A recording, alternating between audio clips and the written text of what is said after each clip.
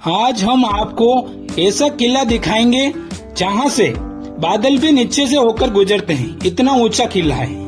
ये किला कौन सा है? ये किला राजस्थान में राजसमंद जिले में, राजसमंद से करीब 47 किलोमीटर दूर और उदयपुर से करीब 84 किलोमीटर दूर और जयपुर से करीब 344 किलोमीटर दूर पर यह किला स्थित है। इस किले का नाम है कुंभलगढ़। कुंभलगढ़ नाम कैसे पड़ा इस किले का? महाराणा कुंभा ने इस किले का निर्माण करवाया था, इसीलिए उन्होंने अपने ही नाम से इस किले का नाम कुंभलगढ़ रखा गया था। इस किले का टिकट है 40 रुपए एक आदमी पर मेंबर का। विदेशियों के लिए यहाँ का टिकट है 600 रुपए। ये किला लगभग 600 साल पुराना माना गया है। महाराणा कुंभा ने इसका निर्माण करवाया था। 1443 से 1458 तक का समय लगा इस किले का निर्माण करने के लिए, यानी कि लगभग 15 साल लगे थे इस किले को बनाने के लिए। और इसमें जो लेबर जो लगी थी, लगभग 15,000 लेबर लगी थी उस वक्त। इसको बनाने के लगभग 15,000 लोगों ने काम किया था बनाने के समय। यह राजस्थान का सबसे ऊंचा किला माना गया है। जैसे इसके अंदर आप गुजरोगे अंदर तो बहुत सारे मंदिर आपको दिखाई देंगे। पहले यहाँ पर 360 मंदिर हुआ करते थे लगभग, अब यहाँ पर 70 मंदिर बताए जाते हैं लगभग। ये जो आप पोल देख रहे हो, इस पोल को भैरव पोल कहा जाता है। किले का इतिहास और किले का मुख्य दरवाजा यहीं से शुरू होता है। अब जानते हैं कि इस पोल का नाम भैरव पोल कैसे पड़ा और किले का रहस्य इसी दरवाजे से कैसे शुरू हुआ। तो आइए जानते हैं। तो हुआ यह था कि महाराणा कुंभा जब इस किले का निर्माण कराना चाह रहे थे तो इस सुरक्षित जगह देखी थी, पहाड़ियों के बीच में जगह देखी थी, चारों तरफ अरावली पर्वतमालाएं थी, उसके बीच में सुरक्षित किला बनवाने की जगह चुनी थी। तो यहाँ पर जब विकास करवा रहे थे महाराणा कुंभा, जब ऐसे दीवार बनवा रहे थे, दीवार बनवाते समय रात को दिन में जब दीवार बनवाते थे तो रात को यह डर जाती थी, यानी कि नीचे गिर जाती थी। ऐसा 6 से 7 बार हुआ था। तो इस बात को लेकर राणा कुंभा चिंतित हो गए, परेशान हो गए थे। तब उन्होंने आसपास के लोगों को कुछ पूछा तो उन्होंने बताया कि यहाँ पर पहाड़ों में भैरव मुनि बाबा जो यहाँ पर तपस्या करते हैं, तो उनके पास जाओ तो वह इन समस्या का समाधान बता सकते हैं। तब महाराणा कुंभा भैरव मुनि जी के पास जाते हैं तो उन्होंने ये समस्या बताई भैरव मुनि जी को। तो भैरव मुनि जी ने कहा कि यहाँ पर देवी शक्ति का रूप है जो ये यहाँ पर विकास करवाने नहीं देते हैं। तब महाराणा कुंभा ने कहा कि कोई तो सोल्यूशन होगा। तब उन्होंने कहा कि इसका एक ही सोल्यूशन है, लेकिन वो बड़ा मुश्किल है। तो महाराणा कुंभा ने कहा बताओ। तो उन्होंने कहा कि स्वैच्छिक नर बलि देना पड़ेगी, तभी इस किले का निर्माण होगा। यानी स्वैच्छिक नर बलि, यानी कि अपनी इच्छा से कोई नर अगर बलि देना चाहता है तो इस किले का निर्माण संभव है, वरना नहीं। तब बहुत लोगों ने प्रयास करने के बाद ही, हर लोगों को कहने के बाद भी जब कोई भी तैयार नहीं हुआ तो उस वक्त भैरव मुनि जो महाराज जो थे वो खुद अपनी स्वैच्छिक नर बलि देने के लिए तैयार हुए। तो भैरव मुनि जी महाराज ने अपनी बलि दी और इस किले का निर्माण करवाया।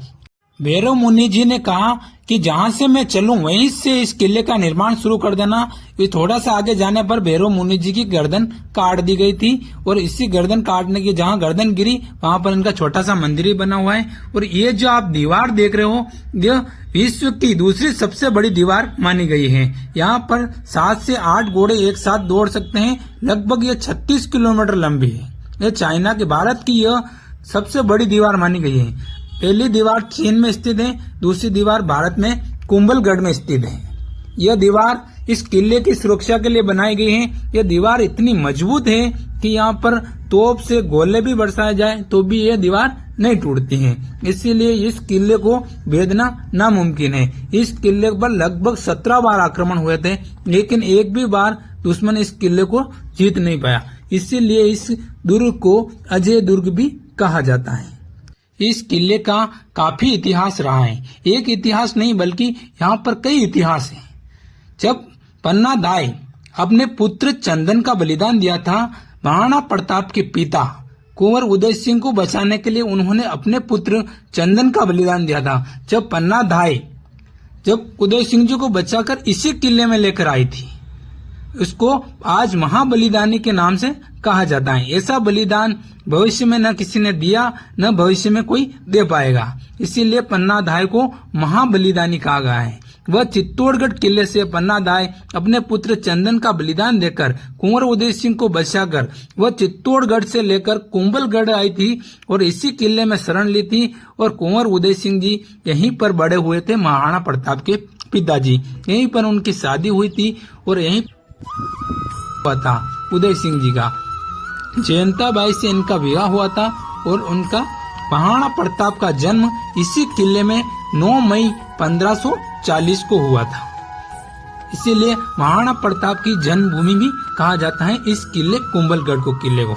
महावीर महाराणा प्रताप जिन्होंने अकबर की सेना के सामने कभी नहीं झुके थे और उनको देश का प्रथम स्वतंत्रता सेनानी भी कहा जाता है। इसके बाद कई स्वतंत्रता सेनानी पैदा हुए थे इस देश को आजाद कराने के लिए। सबसे पहले जो लड़ाई लड़ी थी महाराणा प्रताप ने लड़ी थी। इसके बाद कई योद्धा पैदा हुए इस देश को आजाद कराने के लिए। लगभग 1947 तक अपना देश पूरी तरह से आजाद हो गया।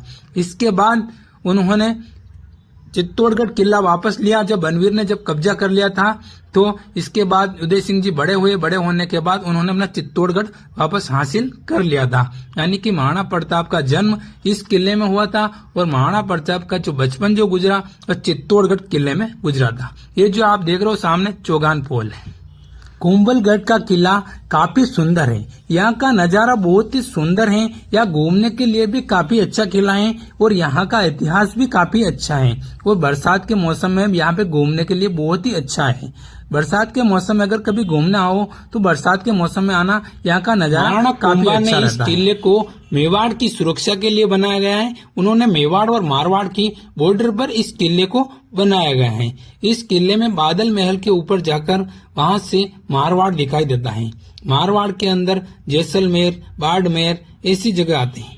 इसमें से मेवाड़ के अंदर उदयपुर, चित्तौड़गढ़ आदि जगह ऐसी जगह मेवाड़ के अंदर आती है। इसीलिए मेवाड़ और मारवाड़ को उस समय राजा राज में अलग अलग हुआ करते थे। पहले राजस्थान को राजपूताना कहा जाता था। यहाँ पर मेवाड़, मारवाड़ 4 भागों में बटा हुआ था राजस्थान। इसीलिए पहले इसको राजपूताना कहा जाता है। राजस्थान बाद में नाम पड़ा था। ये जो आप पांडाल देख रहे हो यहाँ पर पहले यह सभा वगैरह हुआ करती थी और इसी खुले मैदान के अंदर सांस्कृतिक प्रोग्राम, कुछ भी प्रोग्राम होता था तो इसी खुले मैदान में हुआ करता था। यहाँ पर सामने राजा बैठते थे और राजा संबोधित करते थे अपनी प्रजा और यहाँ के रहने वाले सभी सदस्यों को और यहाँ के सुरक्षा बलों को। इसका नजारा वो ऊपर से देखते हैं अपन। ऊपर से काफी इस तरह से दिखाई देता है। ये जो आप देख रहे हो यहाँ पर कई सारी छतरी भी बनी हुई हैं। वो आप इस ऊपर से देखोगे तो इस तरह से दिखाई देगा। इस किले को सुंदरता के साथ साथ सुरक्षित भी बनाया गया है। अब हम आपको वो महल दिखाते हैं जो बरसात के मौसम में बादलों से ढक जाता है। ये जो आप सामने महल देख रहे हो इसको बादल महल कहा जाता है। बरसात के मौसम में बादलों से ढक जाता है, इसीलिए इस महल को बादल महल कहा जाता है।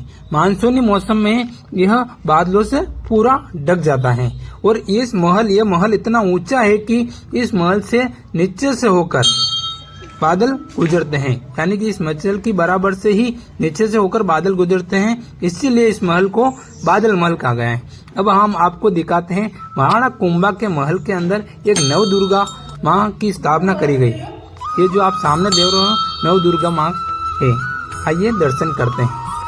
महाराणा कुंभा देवी देवताओं के काफी भक्त थे। उन्होंने अपने महल के अंदर ही एक नवदुर्गा माँ की स्थापना करी। ये जो आप सामने मंदिर देख रहे हो ये वही नवदुर्गा माँ है जिसकी राणा कुंभा पूजा करते थे। अब हम दिखाते हैं राणा कुंभा का महल। ये जो आप महल देख रहे हो ये राणा कुंभा का महल हुआ करता था। अब इस महल की टूट फूट कर जर्जर स्थिति हो गई है। पहले राणा कुंभा इसी महल के अंदर रहा करता है। यहाँ पर बोर्ड लगा हुआ है और लिखा हुआ है कि राणा कुंभा का महल। ये जो आप देख रहे हो ऊपर का नजारा है। पहले पंखा वगैरह नहीं हुआ करते थे तो यहाँ से खुली हवाएं आती थी और यहाँ का नजारा काफी इस तरह का है। ये देखिए आप सामने यहाँ से इस तरह से दिखाई देता है ये किले का नजारा। आपने महाराणा कुंभा का नाम बहुत बार सुना होगा। अब ये जानते हैं कि आखिर महाराणा कुंभा थे कौन। महाराणा कुंभा के पुत्र थे राय सिंह जी। वो राय सिंह जी राजा हुए थे महाराणा कुंभा के बाद।